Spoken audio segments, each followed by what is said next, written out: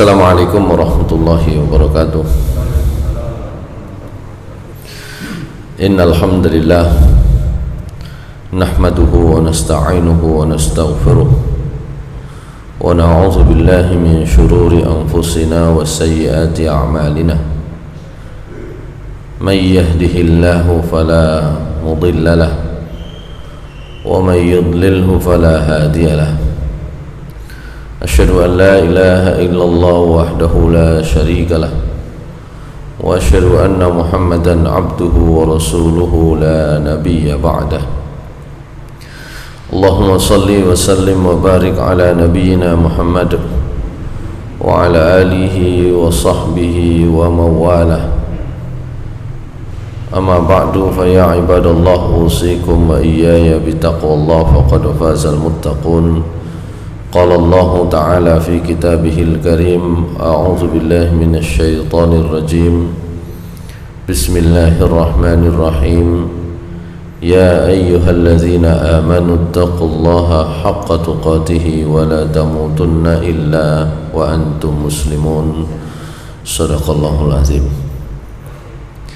Ma'asyiral muslimin, jamaah salat subuh di Masjid Raudhatul Jannah. Kita lanjutkan kajian kita di bab surah Al-Fatihah. Kita sudah melewati pembahasan tentang fadilah-fadilahnya, kemudian nama-namanya dan dalil-dalil penjelasan-penjelasan mengapa surah Al-Fatihah disebut juga dengan nama-nama tersebut. Ada 11 nama lain dari surah Al-Fatihah yang sudah kita bahas. Nah, kita masuk pembahasan surat-suratnya, tapi kalau di dalam tafsir Ibnu Katsir masih dibahas dua hal lagi. Yang pertama adalah pembahasan sebelum masuk ayat pertama surah Al-Fatihah di dalam tafsir Ibnu Katsir. Itu adalah pembahasan tentang persoalan yang terkait dengan surat Al-Fatihah. Persoalan yang terkait dengan surat Al-Fatihah di dalam Ibnu Katsir sekurang-kurangnya disebut dua hal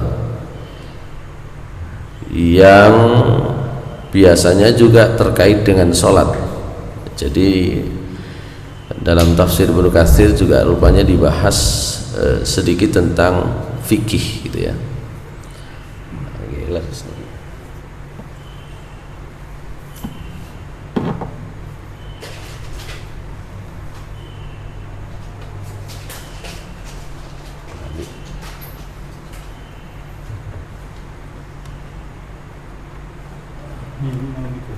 Mikro sudah benar ini, benar.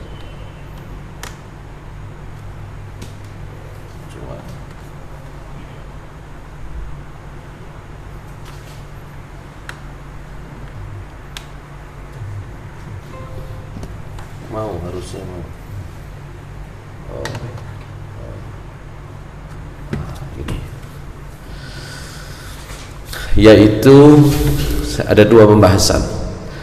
Yang pertama adalah apakah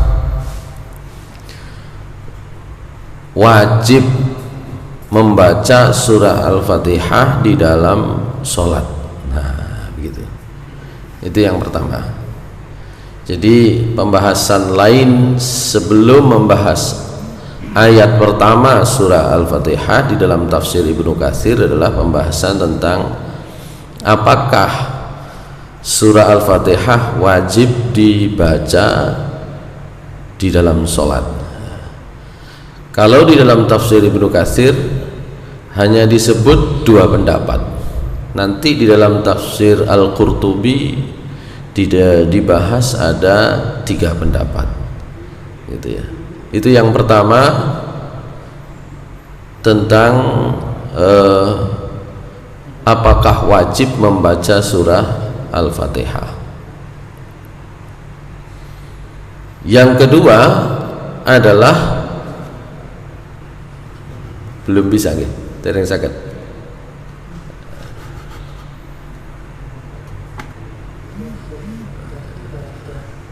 Kalau belum bisa begini, Ctrl P,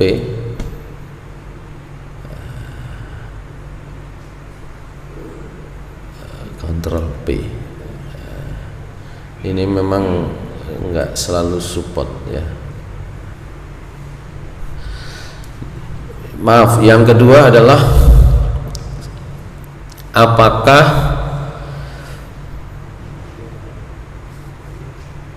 surah sebelum membaca surah Al-Fatihah wajib membaca ta'awuz? Ada dua. Jadi apakah Al-Fatihah itu sendiri dibaca di dalam sholat adalah sebuah kewajiban? Itu yang pertama. Yang kedua adalah apakah sebelum membaca surah Al-Fatihah itu harus membaca ta'awuz gitu ya. Yang pertama, apakah surah Al-Fatihah itu harus dibaca di dalam sholat? Di dalam tafsir Ibnu Katsir disebut ada dua pendapat. Pendapat yang pertama berdasarkan hadis atau sabda Rasulullah SAW. Kata Rasulullah SAW dalam sebuah riwayat yang sahih yang kita juga sudah sering dengar barangkali, beliau bersabda, "Iza qumta ila sholati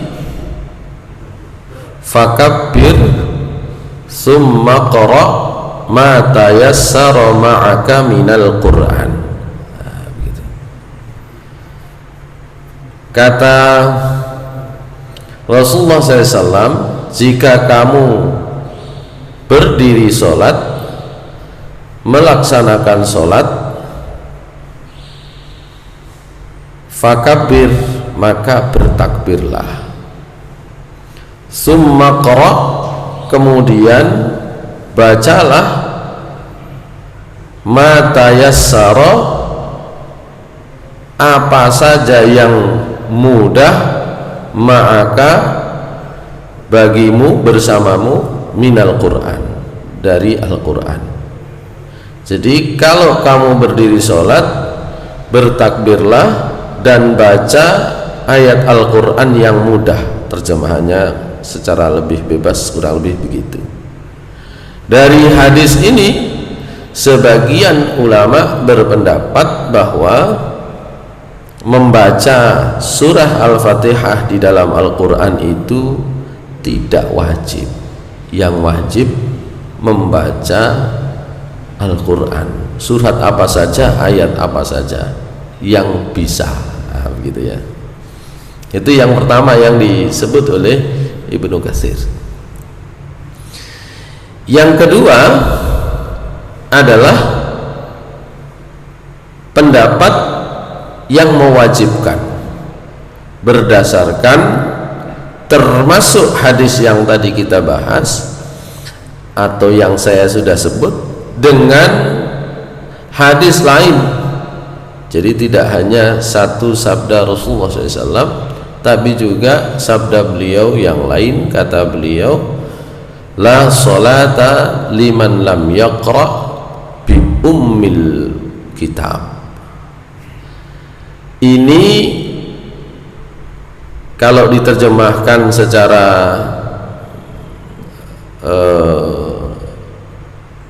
dalam bahasa Indonesia yang enak, tidak sah sholat tanpa membaca ummul kitab. Sehingga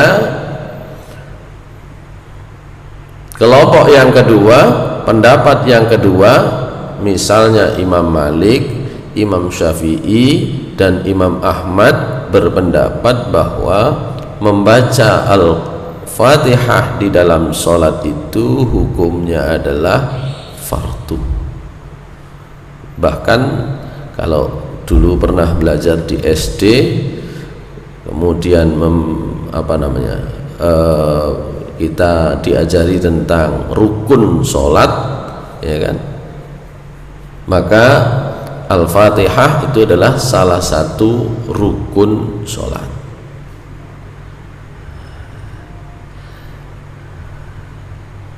Sementara biasanya kalau di dalam pendapat fikih itu Imam Abu Hanifah yang agak longgar. Mazhab Hanafi itu berpendapat tidak harus membaca Al-Fatihah, yang harus itu membaca ayat Al-Quran apa saja yang mudah. Jadi kadang-kadang kalau kita di Indonesia itu tata cara sholat antara satu kelompok umat Islam dengan yang lain itu agak berbeda. Itu sebenarnya perbedaannya sedikit-sedikit gitu ya, tidak terlalu banyak. Karena kita itu secara umum di sini itu mazhabnya itu mazhab Syafi'i, ya. Meskipun dalam mazhab Syafi'i itu nanti ada beberapa pendapat yang juga bisa jadi berselisih. Kalaupun ada berbeda, itu ya, misalnya Muhammadiyah gitu ya, tidak pernah menyebut bermazhab, tapi secara umum apa yang diputuskan itu jauh lebih banyak persamaan atau kesamaannya dengan pendapat-pendapat mazhab Syafi'i. Kalau yang agak berbeda itu memang mazhab Hanafi, ya. Beberapa hal itu mazhab Maliki juga berbeda, tapi secara prinsip tidak terlalu banyak gitu ya. Jadi kalau dalam mazhab Hanafi nanti bersedekap itu saja tidak wajib gitu ya. Bersedekap dalam sholat itu tidak wajib. Saya pas terakhir itu ada pertemuan asosiasi masjid kampus, itu ada ketua asosiasi masjid kampus Indonesia yang baru dari Eropa, karena beliau adalah takmir masjid ya. Kalau kemana-mana yang dicari ya masjid dulu gitu. Pertama datang, beliau cerita pertama datang ke Inggris gitu ya, kemudian di kota London ada perjalanan sekitar setengah jam dari kota London, saya lupa kotanya apa tuh. Beliau disebut sholat subuh berjamaah ya. Kemudian ketika imamnya sampai membaca ghairil maghdubi alaihim, a'udzubillahi minasyaitonir rajim, ghairil maghdubi alaihim waladdallin, ya seperti layaknya orang Indonesia gitu ya, baca aja yang kan keras, makmumnya amin gitu kan. Ternyata dia sendirian bacanya begitu, yang lain nggak ada yang amini gitu. Sehingga yang aneh justru yang datang dari Indonesia ini gitu. Setelah sholat dikerubutin, dari mana sampean begitu ya. Itu mazhab Hanafi itu memang agak banyak perbedaannya.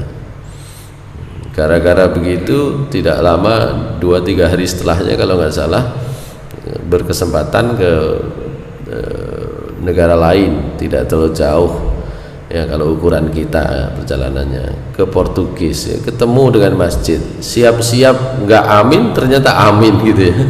Ini masyaallah muslimin rahimakumullah. Karena di Indonesia ini secara umum lebih banyak persamaannya, meskipun kita itu kalau membahas tuh lebih gayeng, lebih suka yang berbeda gitu ya, lebih rame gitu. Nah, di dalam masalah tadi membaca surah Al-Fatihah juga demikian ya. Sebagian besar ulama, terutama yang tadi saya sebut, Imam Malik, Imam Syafi'i, Imam Ahmad bin Hambal, ini padahal hubungannya guru murid ya, kita tidak tahu biasanya ya. Imam Malik itu salah satu gurunya Imam Syafi'i. Imam Syafi'i itu salah satu gurunya Imam Ahmad bin Hambal. Ya. Sementara Abu Hanifah itu salah satu guru dari Imam Malik. Jadi ini 4 orang ini hubungannya guru dan murid gitu ya. Guru dan murid. Tapi memang punya kecenderungan yang berbeda-beda. Abu Hanifah itu orang Irak ya, yang jauh dari pusat peredaran hadis pada waktu itu, sehingga saking hati-hatinya beliau menyampaikan hadis ya, kalau beliau masih belum yakin tentang kesahihan hadis, lebih baik beliau menggunakan pemikiran begitu, sehingga disebutlah Abu Hanifah itu ahlur ra'i, lebih banyak menggunakan pikiran, rasio gitu. Kalau Imam Syafi'i ketika hadis-hadis sudah mulai dikumpulkan ya, maka beliau itu disebut dengan nasirus sunnah, lebih banyak menggunakan sunnah Nabi. Meskipun nanti periode berikutnya ada Ahmad bin Hambal, itu yang beliau lebih verifikasi lagi hadisnya gitu. Jadi periode semakin ke belakang semakin hati-hati, semakin banyak verifikasi kesahihan hadis. Kalau sebelumnya dapat saja sudah lumayan gitu ya, dan bercampur itu antara yang sahih dan yang tidak sahih itu bercampur. Ahmad bin Hambal di dalam kitabnya Musnad Imam Ahmad bin Hambal ada 26.000 hadis lebih yang beliau tulis di situ. Padahal itu hanya sebagian kecil dari apa yang beliau hafal gitu ya. Dari hadis-hadis itu beliau menghafal lebih dari 100.000 hadis. Yang ditulis sebagian kecil, itu pun masih bisa diverifikasi mana yang status hadisnya sahih dan tidak sahih untuk generasi sesudahnya. Tapi memang begitulah perbedaan itu. Jadi yang pertama pembahasan yang disampaikan di dalam tafsir Ibnu Katsir itu tadi, hadisnya itu sama-sama kita baca, tapi ada yang lebih dipegangi dan ada yang tidak oleh masing-masing kelompok. Karena itu nanti di dalam tafsir Al-Qurtubi disebut pendapat yang ketiga. Pendapat yang ketiga itu adalah bahwa di dalam sholat, kalau yang sholat itu sudah bisa membaca, sudah bisa menghafal surah Al-Fatihah, maka fardunya membaca surah Al-Fatihah. Kalau nggak bisa, ya surat apa saja. Nah, itu pendapat yang ketiga. Kalau pendapat yang pertama, nggak harus Al-Fatihah, pokoknya surat apa saja. Pendapat yang kedua, fardu membaca surah Al-Fatihah itu ya. Pendapat yang ketiga, oh enggak, kalau dia sudah bisa maka fardu, kalau belum bisa maka boleh dia baca surat atau ayat yang lain yang mudah baginya. Itu yang pertama, pembahasan tentang apakah harus membaca surah Al-Fatihah di dalam sholat. Ini pembahasan terkait dengan Al-Fatihah. Yang kedua, apakah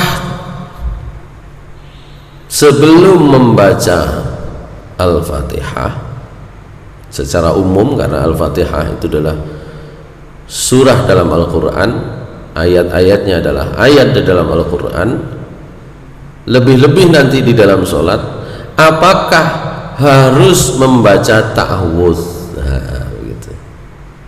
Apakah harus membaca ta'awudz? Kalau kita baca misalnya di dalam surah Fussilat ayat 36, 37, 38, Allah Subhanahu wa ta'ala berfirman, Ini sambil ini ya, ini karena nggak bisa ditampilkan. A'udzu billahi minasy syaithanir rajim. Bismillahirrahmanirrahim. Wala tastawil hasanatu walas sayyi'ah idfa' billati hiya ahsan fa idzal ladzi bainaka wa bainahu 'adawatun ka'annahu waliyyun hamim wa ma yulaqqaha illa alladzina sabaru وَمَا يُلَقَّاهَا إِلَّا ذُو حَظٍّ عَظِيمٍ وَإِمَّا يَنزَغَنَّكَ مِنَ الشَّيْطَانِ نَزْغٌ فَاسْتَعِذْ بِاللَّهِ إِنَّهُ هُوَ السَّمِيعُ الْعَلِيمُ. Shadaqallahul azim.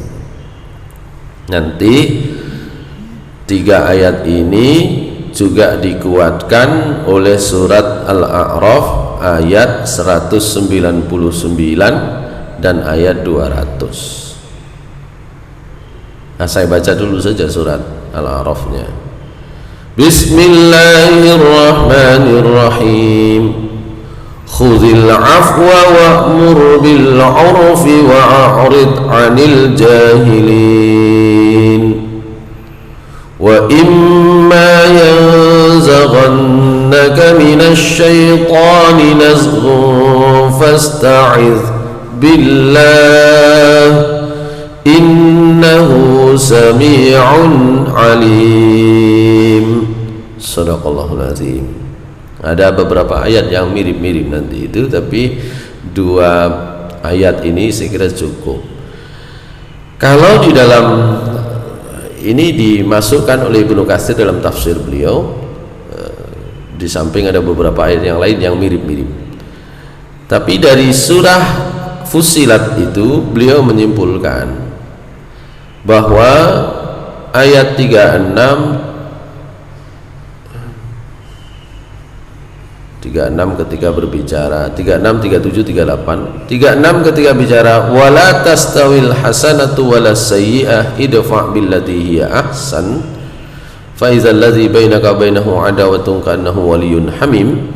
Itu beliau mengatakan bahwa ada 2 cara yang diajarkan oleh Allah Subhanahu wa taala di dalam menghadapi musuh. Kalau musuh itu adalah manusia, seperti ayat 36, 37, kita diminta oleh Allah Subhanahu wa taala untuk menghadapi dengan cara-cara persuasif, cara-cara yang baik, gitu ya. Itu didahulukan. Tidaklah sama antara hasanah, antara hal yang baik dengan as-sayyi'ah, dengan yang hal buruk. Idfa', tolaklah, balaslah ya kepada musuh, kepada orang lain yang barangkali memusuh kita, billati hiya ahsan, dengan sikap-sikap yang lebih baik. Nah, itu kalau berhadapan dengan musuh berupa manusia, diusahakan dengan cara terbaik dulu. Nah, dalam kaitan ini ada semacam semacam keyakinan ya. Kalau di dalam keyakinan agama lain, kalau diajarkan oleh Nabi Musa dan itu dipakai oleh pengikut ya yang sekarang menyatakan diri mengikuti ajaran sebelum Nabi Isa, ajarannya Nabi Musa, meskipun sudah banyak penyimpangannya di sana. Kalau Anda dibukul sekali, maka balaslah sekali. Itu namanya adil. Ya, pukul sekali, balas sekali. Itu adil namanya. Nah, sementara yang mengikuti Nabi Isa itu ada keyakinan ajaran yang diberikan oleh Nabi Isa, kalau ditampar pipi kanan berikan pipi kiri. Nah, begitu ya. Nah, itu yang disebut dengan kebaikan ya. Baik, itu dalam definisi mereka. Nah, di dalam Al-Quran kita diajari lebih daripada itu. Idfa' billati hiya ahsan ya. Ketika Nabi Muhammad SAW setiap hari dilempari kotoran, bukan menyediakan diri untuk terus dilempari, tapi ketika sakit dikunjungi. Nah, begitu. Itu namanya idfa' billati hiya ahsan. Itu cara yang pertama. Itu terkait dengan apa maksudnya idfa' billati hiya ahsan. Balas dengan cara yang lebih baik. Nah, yang kedua, kalau yang dihadapi adalah musuh berupa syaitan dalam pengertian dari bangsa jin, maka Allah Subhanahu wa taala menyampaikan, wa imma yanzaghannaka minasyaitani nazghun fasta'idz billahi minasyaitonir rajim. Fasta'idz billah, maaf, innahu huwas samiul alim. Maka mohon ampunlah, berta'awudzulah kepada Allah, maaf, mohon perlindunganlah, berta'awudzulah kepada Allah Subhanahu wa ta'ala. Maka dari ayat ini juga dari surat tadi satunya Al-A'raf ayat 199 dan 200, yang lebih persis 200, ditambah di dalam yang lebih tegas surat An-Nahl. Surat An-Nahl itu ayat 98, itu lebih tegas. An-Nahl ayat 98 itu lebih tegas. Bismillahirrahmanirrahim. Ayat 98 Allah Subhanahu wa taala berfirman, فَإِذَا قَرَأْتَ الْقُرْآنَ فَاسْتَعِذْ بِاللَّهِ مِنَ الشَّيْطَانِ الرَّجِيمِ. Maka apabila kamu membaca Al-Quran, saya terjemahkan gini dulu nanti, karena dalam hal ini juga ada perselisihan pendapat tentang kapan membacanya. Maka apabila kamu membaca Al-Quran, berta'awuzlah, berlindunglah kepada Allah Subhanahu wa ta'ala, mohon perlindunganlah kamu kepada Allah Subhanahu wa ta'ala dari syaitan yang terkutuk. Dari ayat-ayat tersebut maka disimpulkan oleh para ulama, jumhur ulama, bahwa membaca Al-Quran itu wajib diawali dengan ta'awuz.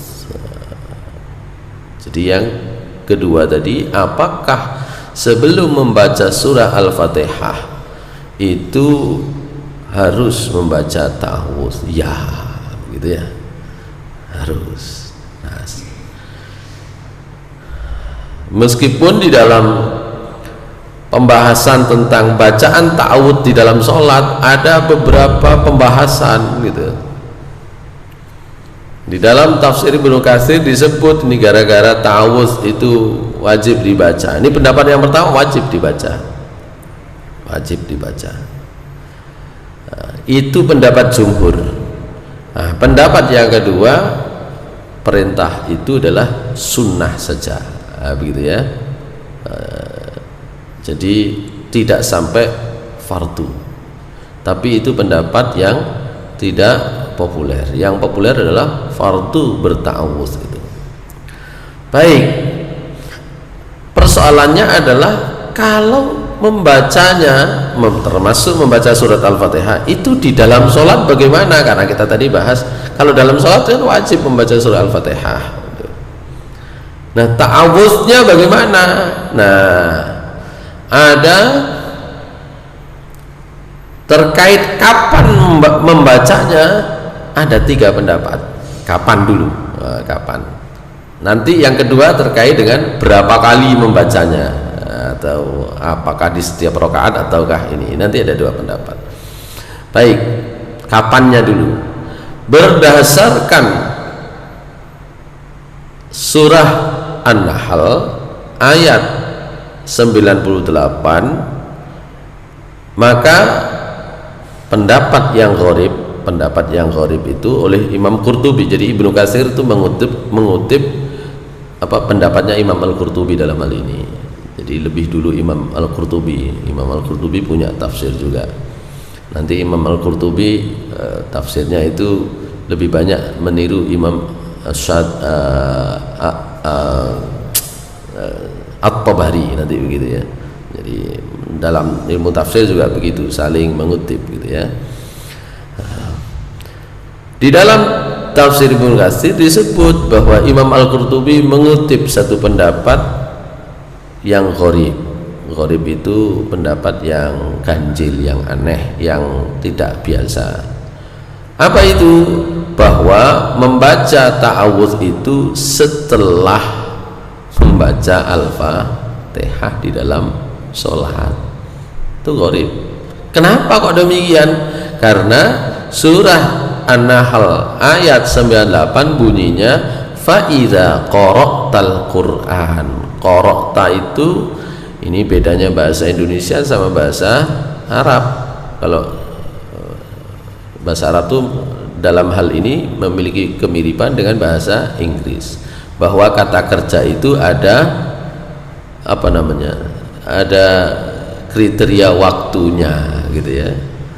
Ada past tense, present tense gitu ya.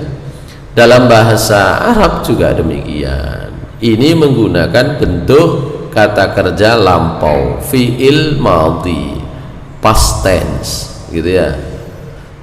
Maka apabila kamu sudah membaca begitu Al-Quran, sudah membaca Al-Fatihah, berta'awudzulah. Itu pendapat yang gharib, itu pendapat yang aneh, tidak umum begitu. Didasarkan pada apa? Didasarkan pada zahir ayat. Kalau ayatnya itu berbunyi idza qara'ta, jika kamu sudah baca, ya berarti setelah baca datang. Sudah datang hari kiamat. Bingung tuh. Sudah datang hari kiamat. Kok begini? Karena itu nanti kalau jangan baca terjemah itu tidak diartikan sudah datang. Supaya mudah dipahami, pasti, telah pasti datangnya. Jadi sudahnya masih ada karena dia bentuknya past tense. Tapi supaya tidak bingung dipahami, maka dimaknai, ditambahi kata pasti. Sudah pasti datangnya hari kiamat. Fala tasta'jiluh, karena itu janganlah kalian minta supaya kiamat disegerakan.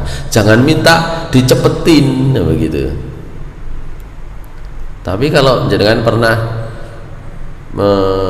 mengikuti kajian tafsirnya Quraisy Shihab, beliau terjemahkan sesuai kata kerjanya.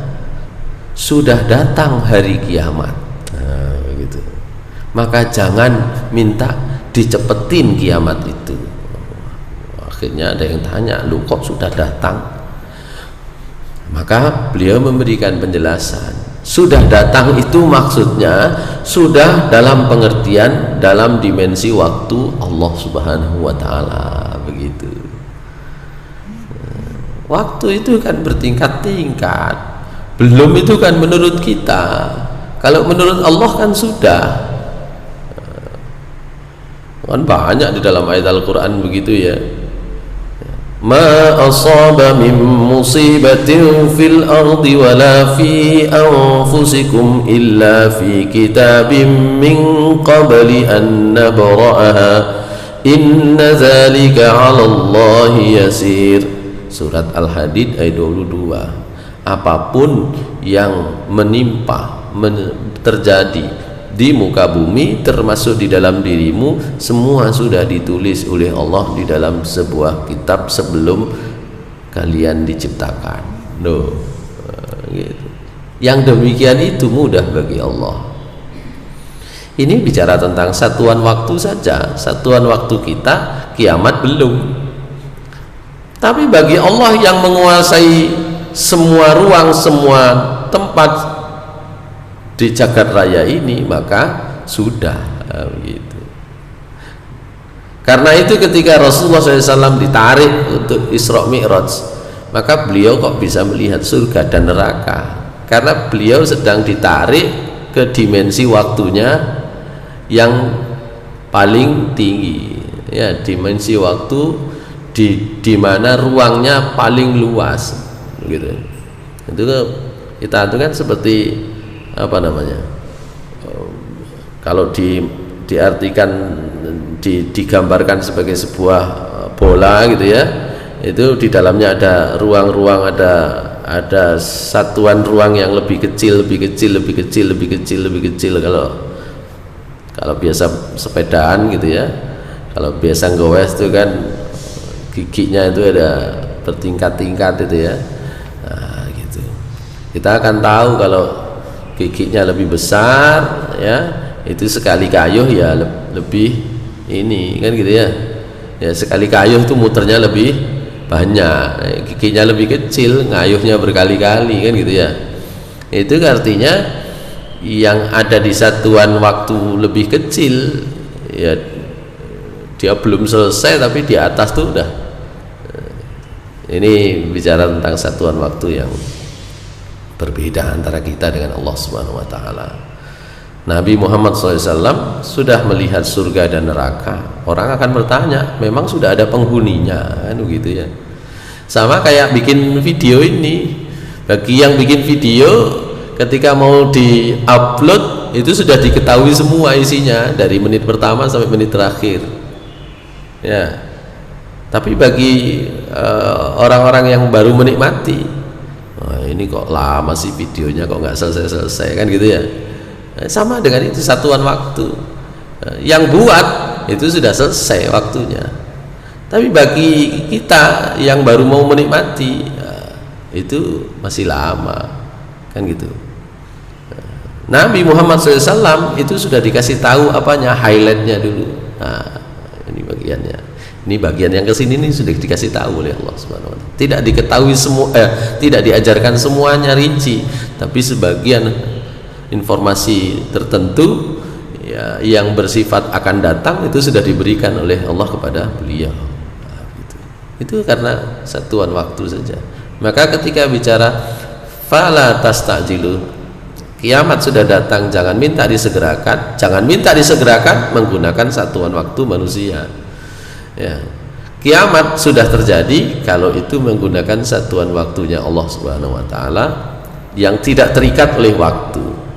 Baik, kembali kepada faida qara'tal Quran. Karena itu ada yang tetap berpaham, berpendapat kalau sudah selesai baca, nah, gitu. Kalau sudah selesai baca Al-Fatihah baru membaca ta'awudz. Tapi itu pendapat yang aneh, gitu. Karena nanti dalam hadis Nabi ada contoh yang lebih konkret, gitu ya, lebih konkret. Nanti saya bacakan hadisnya. Pendapat yang kedua, ya dibaca sebelumnya, ya, menggunakan kata kerja lampau tapi dimaknai sebelumnya itu biasa, hanya untuk memberikan kepastian atau kewajiban, wajib, untuk menunjukkan wajibnya, pakai pakai kata kerja lampau, pakai bentuk past tense, gitu. Contoh di dalam surah Al-Maidah ayat 6, Bismillahirrahmanirrahim. Ya ayyuhalladzina amanu idza qumtum ila sholati faghsilu wujuhakum wa aydiyakum ilal marafiqi wamsahu bi ru'usikum wa arjulakum ilal ka'bayn. Wahai orang-orang yang beriman, jika kalian kumtum. Kalau arti asalnya bentuknya bentuk past tense, jika kalian sudah berdiri sholat, idza kumtum ila sholat. Tapi maknanya kan tidak begitu, jika kalian akan berdiri sholat. Apa yang harus dilakukan? Faghsilu wujuhakum, maka cucilah wajah kalian, kedua tangan sampai siku, usaplah kepala kalian, kedua kaki kalian cucilah sampai mata kaki, yang disebut dengan wudu. Jadi wudu dikerjakan sebelum sholat, bukan setelah sholat. Meskipun kalimat di dalam ayat ini idza kumtum itu menggunakan kata kerja lampau. Itu namanya idzanya, karena itu disebut kata idza di situ adalah huruf syarat. Idza kumtum, sama tadi dalam surah An-Nahl ayat 98, fa idza qara'tal Qur'an. Jadi digunakan kata kerja lampau hanya untuk menunjukkan fardunya, wajibnya. Maka wajib membaca membaca ta'awudz sebelum membaca Al-Qur'an, dan secara khusus membaca ta'awudz sebelum membaca Al-Fatihah, termasuk di dalam sholat, wajib. Jadi pendapat yang pertama tidak wajib, pendapat yang kedua wajib, ya. Maaf, tadi waktu ya. Pendapat pertama sebelum, pendapat kedua sesudah. Pendapat pertama sesudah, pendapat kedua sebelum. Ada lagi pendapat yang aneh, sebelum dan sesudah nanti. Tapi yang jumhur adalah sebelum membaca Al-Fatihah. Nah, karena itu membaca ini apakah di setiap rakaat, apakah hanya di rakaat pertama, gitu ya. Sebagian sahabat itu membacanya di setiap rakaat. Jadi setelah takbir dari rakaat sebelumnya, misalnya dari rakaat pertama ke rakaat kedua, membaca ta'awudz juga, membaca ta'awudz juga. Tapi Imam Syafi'i dan jumhur ulama berpendapat hanya di awal saja, karena contoh hadisnya yang dari Nabi Muhammad SAW itu memang dicontohkan beliau hanya membaca di awal.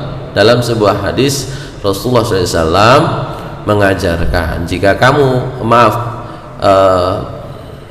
sahabat meriwayatkan bahwa Rasulullah SAW ketika beliau berdiri sholat, beliau bertakbir, kemudian beliau membaca. Apa yang dibaca? Ini yang kemudian disebut dengan doa iftitah. Salah satu macamnya adalah alhamdulillahi hamdan katsiran thayyiban mubarakan fi. Kemudian membaca takbir 3 kali, kemudian membaca a'udzu billahi minasyaitonir rajim min hamzihi wa nafthihi wa nafthihi. Itu yang dibaca. Jadi yang ada contohnya itu ta'awudnya yang di depan saja setelah takbiratul ihram. Makanya nanti kalau ada Ustadz Zainuddin kalau bicara hadis itu kan biasanya beliau bagi itu ya, beliau bagi. Kalau ada hadis isinya perintah, nanti cari tahu contohnya seperti apa gitu. Karena ada hadis memerintahkan atau ada hadis memberi isyarat untuk dilakukan, tapi belum ada contohnya gitu. Contoh yang belum ada contohnya, yang kemarin itu kita kerjakan puasa Tasu'a, kan nggak ada contohnya. Nabi hanya pingin saja nanti deh. Itu kan gara-gara para sahabat Nabi kalau 10 Asyura saja itu kayak orang-orang Yahudi Bani Israel. Masa kita sama? Ya sudah, tahun depan nanti kalau saya sempat kita tambahi sama Tasu'a. Tasu'a itu hari ke-9 gitu kan. Tapi kan Nabi belum pernah melaksanakan. Nah, itu ada perintahnya, ada contohnya. atau ada perintahnya, ada isyaratnya, belum ada contohnya. Kalau ada perintahnya, ada contohnya, agak banyak. Ya banyak ya, banyak. Nah tadi itu pendapat, apakah ta'awudz itu harus dibaca di tiap surah, di tiap rakaat ketika akan membaca surat Al-Fatihah? Tadi pendapat pertama, di setiap rakaat. Gitu. Kenapa? Umumnya makna umum dari surah An-Nahl ayat 98, fa idza qara'tal Qur'an, jika kamu akan membaca Al-Qur'an, fasta'idz billah.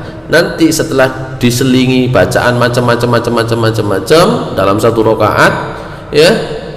Nanti masuk rakaat kedua kan mulai lagi baca lagi.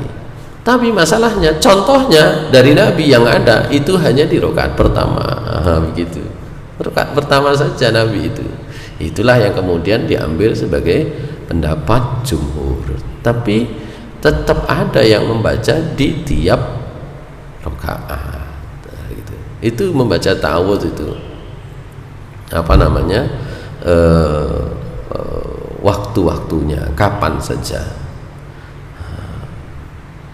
Dan lafaz ta'awudz khususnya di dalam sholat itu biasanya ada 3. Satu, persis seperti surat An-Nahl ayat 98, a'udzubillahi minasyaitonirrajim, fasta'idz billahi minasyaitonirrajim. Tapi yang kedua yang dibaca oleh Nabi, a'udzubillahi samiil alim, tadi saya kurang membacanya, a'udzubillahi samiil alimi minasyaitonirrajimi min hamzihi wa nafthihi wa nafthi. Jadi ditambah di tengah-tengah a'udzubillahi as-sami'il alim, ya, a'udzubillahi as-sami'il alimi minasyaitonir rajim, belakangnya min hamzihi wa nafthihi wa nafthi. Begitu. Itu yang kedua. Ada yang ingin menggabung, ya, tanpa as-sami'il alim tapi pakai yang belakang. Jadi ada yang berpendapat sudah pakai saja a'udzubillahi minasyaitonirrajim min hamzihi wa nafthihi wa nafthi. Gitu. Kalau sesuai hadis, a'udzubillahi samiil alim min hamzihi wa nafthihi wa nafthi, a'udzubillahi samiil alimi minasyaitonirrajim min hamzihi wa nafthihi wa nafthi. Kalau sesuai ayat, a'udzubillahi minasyaitonirrajim, selesai. Kalau yang di dalam hadis mau diakomodasi sedikit, ini nggak ada hadisnya, tapi a'udzubillahi minasyaitonirrajim min hamzihi wa nafthihi wa nafthi, ada 3 macam bacaan, sehingga di kalangan ahli fikih ya 3 macam bacaan itu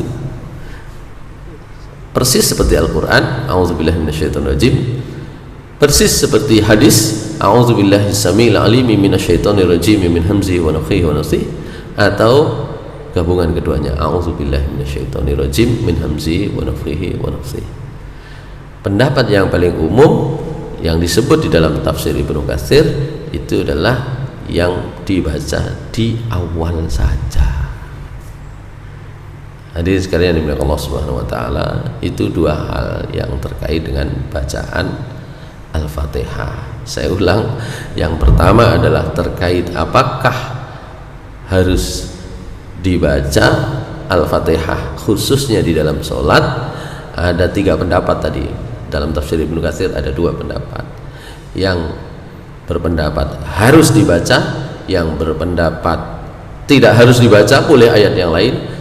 Kemudian saya tambahkan dalam tafsir Al-Qurtubi, yang pendapat yang ketiga adalah kalau sudah bisa harus baca, kalau belum bisa boleh tidak dibaca. Yang kedua pembahasan kita adalah apakah ta'awudz itu wajib sebelum membaca Al-Fatihah. Pendapat yang umum adalah wajib, meskipun nanti dalam mazhab Syafi'i itu hukumnya sunnah, gitu ya, dalam mazhab Syafi'i. Tapi yang lain itu lebih berpendapat wajib dibaca, meskipun hanya di rakaat pertama. Ya, dalilnya surah An-Nahl ayat 98 dan tadi itu contoh dari Nabi. Kalau dalam mazhab Syafi'i kan jelas ya, mana rukun sholat, mana tidak, gitu ya. Yang bukan rukun nggak dibaca, iftitah bukan rukun nggak apa-apa nggak dibaca, ta'awudz bukan rukun nggak apa-apa, surat lain selain Al-Fatihah bukan rukun nggak dibaca, rukuk, doa rukuk nggak dibaca nggak apa-apa, yang penting rukuknya, gitu kan. Kalau dalam mazhab Syafi'i kan dibedakan rukunnya kan seperti itu. Nanti dalam mazhab yang berbeda rukunnya agak berbeda. Rukun itu perkara kalau tidak dikerjakan batal, gitu ya. Baik, itu saya kira yang bisa kami sampaikan. Di pertemuan akan datang itu insya Allah kalau kita masih punya waktu ketemu, itu kita bahas tentang Bismillahirrahmanirrahim. Nanti ada perbedaan, mengapa kok Bismillahirrahmanirrahim, kata bismi itu nggak ada alifnya, tapi kalau di dalam surat Al-Alaq Iqra bismi itu kok ada alifnya. Itu nanti ada pembahasan tentang itu, kemudian maknanya, dan termasuk pembahasan tentang nama Allah ya. Nama Allah itu ada yang mengatakan nanti ini berasal dari kata ilah, ada yang memang nama Allah, ada yang mengaitkannya dengan nama Tuhan di agama lain ya. Nanti kita bahas itu. Kalau dalam agama lain ada Elohim, ada Allah, ada Eli, gitu ya. Nanti kurang lebih itu yang bisa kami sampaikan. Mudah-mudahan dua pembahasan tadi jelas. Barangkali ada kekurangan, saya mohon maaf yang sebesar-besarnya. Qul qouli hadza astaghfirullah li wa lakum innahu ghafurur rahim. Nasrun minallah fathun qarib. Assalamualaikum warahmatullahi wabarakatuh.